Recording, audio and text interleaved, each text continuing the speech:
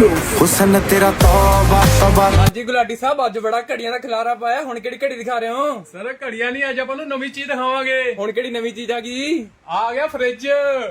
ਆਹ ਕਿਹੜਾ ਫ੍ਰਿਜ ਆ ਗਿਆ ਜੀ? ਫ੍ਰਿਜ ਆ ਕਿ ਟੂਲ ਕਿਟ ਆ? ਇਹ ਟੂਲ ਕਿਟ ਨਹੀਂ ਹੈਗਾ, ਫ੍ਰਿਜ। ਆਹ ਕਿਹੜਾ ਫ੍ਰਿਜ ਆ ਜੀ? ਇਹ ਲੱਗਦਾ ਕਾਰ ਦੇ ਵਿੱਚ। ਅੱਛਾ ਜੀ, ਹਾਂਜੀ, ਇਹ ਹੈਗਾ hot and cold. Hot and cold. ਬਿਲਕੁਲ, ਅਗਰ ਤੁਸੀਂ ਜਾ ਰਹੇ ਹੋ ਆਪਣੀ ਫੈਮਿਲੀ ਨਾਲ, ਅੱਛਾ ਜੀ, ਫੇਰ ਰੱਖੋ, ਚਾਹੇ ਬੇਬੀ ਪ੍ਰੋਡਕਟ ਰੱਖੋ, ਚਾਹੇ ਰੱਖੋ ਆਪਣਾ ਫੂਡ। ਅੱਛਾ ਜੀ, ਅਗਰ ਜਾ ਰਹੇ ਹੋ ਆਪਣੇ ਯਾਰਾਂ ਦੋਸਤਾਂ ਨਾਲ, ਅੱਛਾ ਜੀ, ਫੇਰ ਕਰੋ ਯਾਰਾਂ ਨਾਲ 12। ਇਸ ਤੋਂ ਇਲਾਵਾ ਹੋਰ ਨਵੇਂ ਪ੍ਰੋਡਕਟ ਦੇਖਣ ਵਾਸਤੇ ਸਾਡੇ ਸਟੋਰ ਤੇ ਵਿਜ਼ਿਟ ਕਰੋ ਤੇ ਸਾਡੇ ਚੈਨਲ ਨੂੰ ਫੋਲੋ ਕਰੋ। Thank you.